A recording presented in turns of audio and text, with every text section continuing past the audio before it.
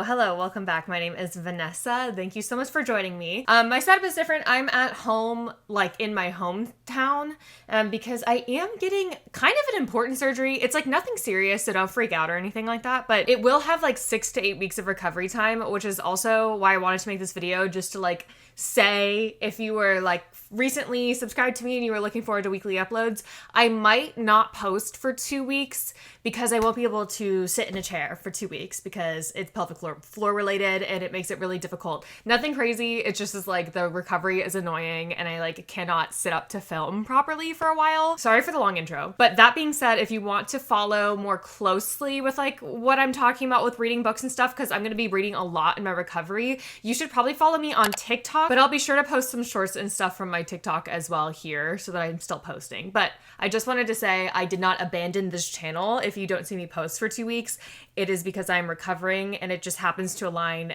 at this point in my life where I recently got subscribers who might be curious about what I'm reading. So I felt bad about that. But today's video, I wanted to talk about moving into the fall season. I know many people make these videos. I freaking love this time of year because I love fall videos and I specifically love summerween so much, especially as someone who has tapped into my horror girl genre vibe lately. I'm so excited. I have compiled a list of books I've read and also books on my TBR for this summerween that I think are perfect. And for some reason in the summertime, I associate summertime with horror and wintertime with fantasy. So I love to read fantasy books in the wintertime, but in the summer, I crave like a tense, jaw-clenching, like dripping in sweat. I especially love when we have horror books that make you feel hot and sweaty and icky. I know that's like not a very desirable feeling for people, but I love it. So here are a list of books I recommend for summerween that make you feel hot and sweaty and sticky and icky. Number 1, I recently talked about this in my wrap-up, and this is kind of a left field one, but we're going to start out with Into the Drowning Deep. I believe this takes place in September, basically summerween in this book. This is a mermaid horror book, and this is a sci-fi book, actually.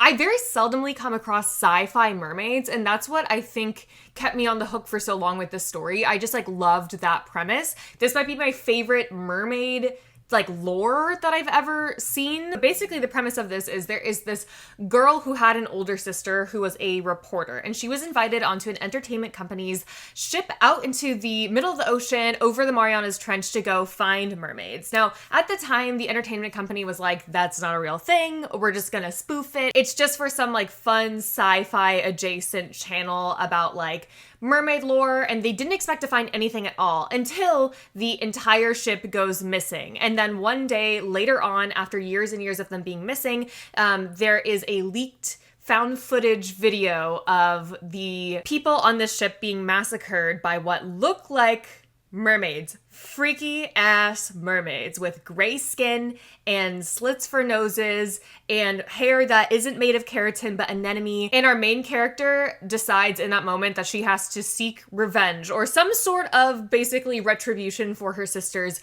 death. She wants to prove that mermaids exist, to prove that her sister didn't just disappear out of nowhere. And she is determined to find mermaids. So one day, years later, she is an accomplished marine biologist. She gets invited on a second journey out into the same spot in Marianas Trench to figure out what happened on that ship. And they are making a new documentary about this disappearance and about these mysterious murders. And what's fun about this is we kind of follow an ensemble cast. We like switch point of views to various kind of intellectuals and folklorists in their field who are all on this ship determined to find mermaids for real for different reasons. Some have capitalistic reasons, some want kind of intellectual validity, and then we have our main character who is just sort of trying to seek the truth about her sister. What I really like about this is it blends like science fiction elements. Like there are times when I'm like, okay, like this should have been set in like 2070 or something to make this premise work a little bit, but you can still suspend your disbelief enough because I think it believably adds in enough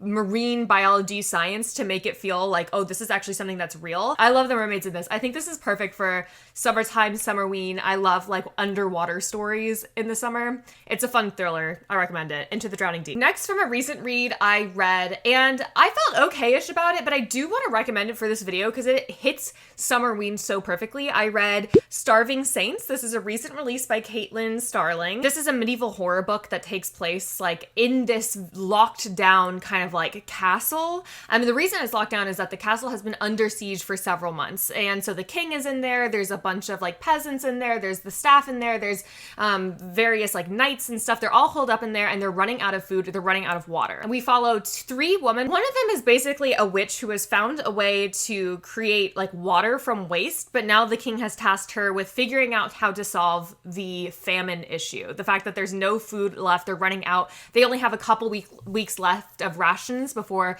everyone's going to starve to death, basically. So she is working overtime trying to figure this out. And then one day, these saints show up, and they're saints directly out of the fictional religion of this novel. There's these saints that are kind of like plastered all over the castle walls. They show up. They look like they just walked out of the paintings. They're beautiful. They're gorgeous. They're glowing, and they have an abundance of food and water, and they start having all these Machiavellian celebrations, and everyone's like, why would we leave? And our 3 main characters find out that like something is happening under the surface that other people cannot see regarding these saints, and they have to find a way to stop them. And it's very dreamscapey. You move in and out from different dream sequences. There's times when you don't know exactly what's going on and what's real and everything like that, which is really fun for a very particular type of reader. You just have to kind of expect those sorts of moments and not go in expecting to understand fully what's going on all the time, which admittedly was my mistake with this book. But it's more very much about like the vibes of a medieval castle. It's got like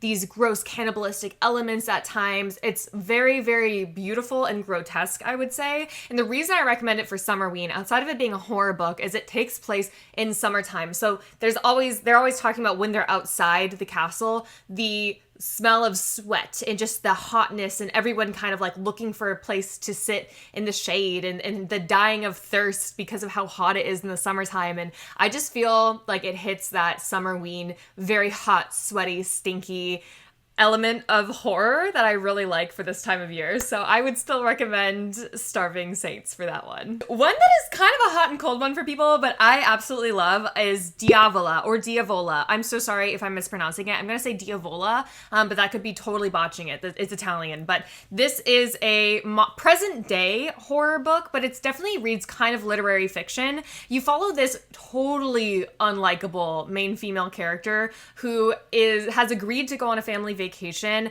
in this like countryside, this small little village in Italy. But she's really dreading it on the way there because she doesn't get along with her family very well. Like her brother has invited his new boyfriend, who is just like this jerk who works in finance, who like she doesn't get along with. Her parents like are constantly referencing other trips that she's totally ruined by just being an embarrassment, getting drunk, kind of throwing the whole trip away and abandoning her family. Like she just seems to not play nice with others very well. So if you like an unlikable main female character, I would recommend this book. I thought she was so fun. She was such a mess. It takes place in this beautiful Italian countryside, super fancy house built in like the 1700s or something like that. But as soon as they arrive there, there's a bunch of weird things that start happening. They start seeing shadows in the corners of rooms. They start hearing scratches behind doors. They start seeing, when they're outside, they look into a window, they see the curtains flick closed, even though there's no one there in the house. There's a door that won't open at all, and they don't know what's behind there, but they keep hearing scratching, and they just say, oh, maybe there's stray cats out here. But the longer the vacation goes on, the more the family descends into madness, just having to live with each other for a week, and also as this entity is sort of haunting them. It's also kind of funny. I got really scared in some moments. I feel like if you are a seasoned horror reader, you won't get that scared, but I got really scared personally. But it's also kind of funny. Like it still is like reads more like a literary fiction about a disaster girl character, and you're not rooting for her necessarily, but she does have a funny internal monologue at points. And so like, I don't know, this book is just doing a lot of different things, but I really think it's great for summerween because it's like a summer Italian getaway that is like haunted by a demonic entity. Very fun. You can feel the heat in a lot of moments in this as well, especially when they're outside at certain points. And you can, again, feel that smell, that rotting, stinking, hot, sweaty scent, like just from this book. I really like this one. I recommend Diavola if you're picking up a summerween read. My next two are both T. Kingfisher books. A lot of the horror books that T. Kingfisher writes take place in the summertime and specifically take place in Appalachia. My understanding is that T. Kingfisher might be from Appalachia. So my first recommendation is A House with Good Bones. This is similar to Diavola in the sense of like it does follow a kind of dysfunctional family and some weird mother-daughter relationship stuff happening here. This is about this woman who gets a call from her brother, and her brother is begging her to go stay with her mother for a while because she has just been not acting the same as she used to. Their grandmother recently passed away, and their mom is just in this weird slump and also is doing things that are very out of character. For example, she used to like really vibrant colors on the walls and all of a sudden she paints all the walls white. She used to like cuss a lot and now she refuses to cuss. She suddenly started praying over her meals, just really weird things that are very reminiscent of their grandmother. And it's freaking them both out. So she goes to kind of comfort her as she grieves, basically. Another thing that keeps happening is there are vultures that are circling this house, like just waiting for something. There's a bad omen. Something is off with this house, and our main character over the week stay kind of figures out what's going on. And it is like fun. Like there are some definitely really scary moments in here, but I'd say if you're kind of a scaredy cat, this is a better one because it's not overly scary. The ending of it is like so crazy. Like this has some of the craziest, like almost like dreamy horror scenes I've seen toward the end for such a slow build. I really liked the way it all crescendoed. It was really, really nuts, and it reminded me of like Resident Evil 7 in some ways, if you know, you know. But I think that because that takes place in the summertime in this like idyllic little Appalachian suburban house, it matches that vibe, I think. Next, another horror book I always recommend. I swear I talk about this book like in every single video. I don't know why I love this book so much, but it's The Twisted Ones by T. Kingfisher. This again is this Appalachian folk horror book, and it is again about a main female character whose grandmother recently passed away, and so she has to go to her house in rural Appalachia. Basically, the way that it's described is her house is like in the middle of woods. Like when you look out the window, it's just all these tall trees, which you see a lot, like in North Carolina, just like these tall, skinny trees, and it just gets dark. Like that's all you can see surrounding the house. And another added adversity here is that her grandmother was a massive hoarder, so she's having to stay there for weeks at a time, just trying to clear out this house. And she starts finding like the ramblings of her deceased grandfather, who was extremely paranoid about something and keeps talking about the twisted ones outside of his window. First brushes it off and then realizes that there might be some validity to these claims as like weird things start happening. She starts feeling a presence outside watching her in the forest. It's just like a perfect folk horror Appalachian book, but it has enough humor that again, for a scaredy cat like me, I could get through it. I just love the folklore in this also. I love what was done. I don't want to spoil what the supernatural creature is, but I love what was done with the folklore in this book. I recommend it so often. I just think that this is like such a quintessential T. Kingfisher Appalachian folk horror book. Like this is a bag. Next one I read recently. This was one of my favorite reads of the year, and I don't see anyone talking about it. I hope more people read it as the year goes on, but I read When Devils Sing.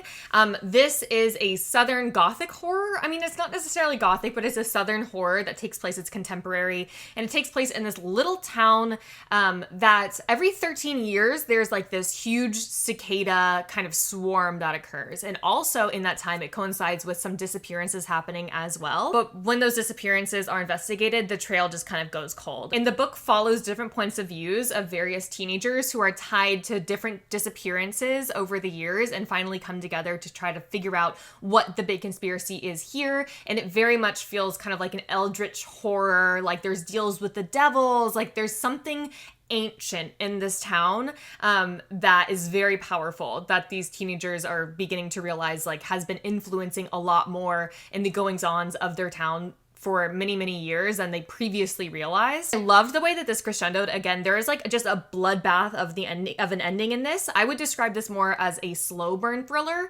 In my previous video, I said if you really liked God of the Woods, you would really like this one because it's very character driven. And I think each of these characters come from really interesting familial backgrounds, and they all have a really interesting point to their story. I especially liked our main character, who is an immigrant and her family owns a kind of failing motel. I thought that her story story, especially being like an American immigrant in a town like this, was really interesting. So if you liked God of the Woods for the more literary fiction element of it, you would really like this as well. But I like the horror elements as well too. I just think that it hits the literary fiction kind of beats a little bit more precisely than the horror, I would say. But I still loved like the aesthetic backdrop and the eeriness of what is going on with all of the cicadas and just these weird disappearances and the eeriness and voicemails left. And it is such a slow burn. I just loved the way that it all came together. I just really loved this book. I think that this hit a lot of things that I look for in books, and I was just gripped by this the entire time. I read it in like 2 days, which is so fast for me, but this is perfect for a summer horror book because it does take place in the summertime as well. I hope more people read this one. So that's When Devils Sing. Another one I read recently, you can tell that I was going through a phase, and that's why I'm making this video, but I read The Elementals. This is a book that was written by Michael McDowell back in like 1980s. He's like a classic horror author, basically. I had never read any Michael McDowell before, but I was looking for, again, hot, heat, humid. I wanted sweaty horror books, and everyone said, oh, you want a sweaty horror? You have to read The Elementals. I was like drenched in sweat sitting in my air-conditioned room reading this because of the descriptions of the heat in this book. This is like a sand horror book. I've never read such a thing before, but this is about this Southern family who, like, you find out through these little quaint interactions that they have that there's some dysfunction going on here. It's kind of a convoluted family tree. There's a lot of animosity between various extended family members, and there is a major death in the family, so everyone decides to put their differences aside and go stay in one of the 3 Victorian cottages that they have on a southern beach, just to kind of like be together as a family in this time. 2 of the cottages regularly are used by the family, and then one of them has just remained empty for years and years and years and years because everyone has a story about that 3rd cottage. Everyone has some sort of horror story about something they've seen, some weird feeling that they got when looking into or at this final house on the beach. So everyone completely avoids it. They try to ignore it. One thing I like about this for summertime is these are Victorian cottages. So like there's no AC at all in this. And there's like, especially in the middle of the book, there's these long descriptions about how the baking heat in the sun and how everyone has to walk around in a swimsuit. Like the only reprieve is going swimming at midnight because even just being outside during the day is overwhelming. You can feel that southern humidity with like no relief. And I think that adds to the tension of this book. Like at first you're like, how is this a horror? It really just feels like these quaint little interactions between this semi-dysfunctional family that has some kind of weird characters. And then like the tension just grows and grows and grows and grows and grows and things get more eerie. And then it kind of ends up having an explosive ending. I really love the sort of haunting element of this. It's kind of a haunted house story, of course, but I liked the twist that was put on it. Like I'm not gonna say it's the most groundbreaking, but I thought it was like really fun for the summertime. My disclaimer, and I mentioned this in my previous wrap up, was that this is written in 1980. They do this thing with this one character who is a maid. She is a Black woman, and the author is obsessed with calling her a Black woman. Like anytime she is introduced or saying anything, he'll be like, the Black woman said, or like talk about her skin color. It's definitely unsettling, so I wouldn't recommend it for just anyone. Like I want people to be aware of that going into it. And there is a little bit of ethnic mysticism here. Like for some reason our Black maid character knows more about hauntings than anybody else, and I don't know, things like that happen. It just seems outdated in that way. I do think it's great for like a hot summertime horror book, and I think it hits that note really, really well. But I'd say like huge disclaimer, this is super outdated. It's not going to be for everyone. It was still a book that I enjoyed though, and I think that it was like a perfect summer horror.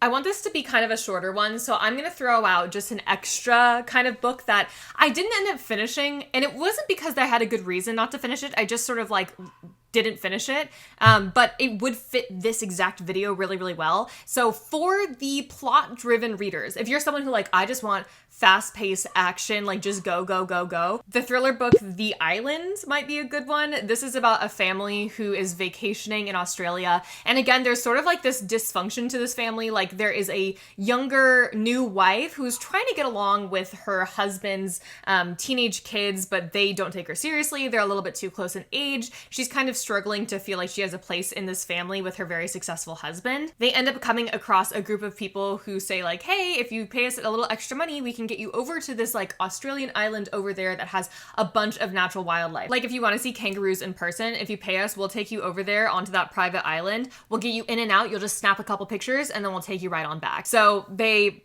pay these people, they get onto this island, and then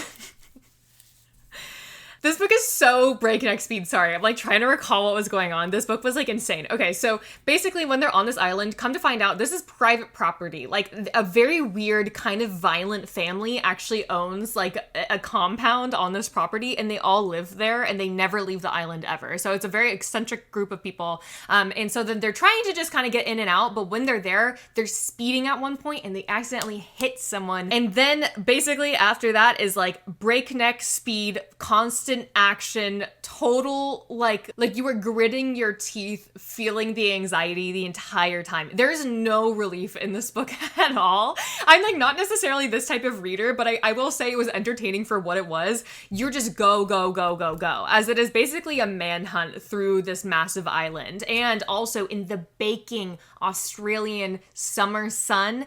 So that is like an added element to this, where it's like the time is counting down, not only because they are being chased, but because they might actually die from exposure at this point. So they're trying to find a way to stay alive, get water, get into shade, but they cannot stay anywhere too long because they're also trying to stay ahead of this family that is actively hunting them down and is like very violent. And it is just so nuts. But I would say if you want a thriller book that feels hot, sweaty, icky, tension up here the whole entire time, I definitely did feel that with The Island. Not for character-driven people.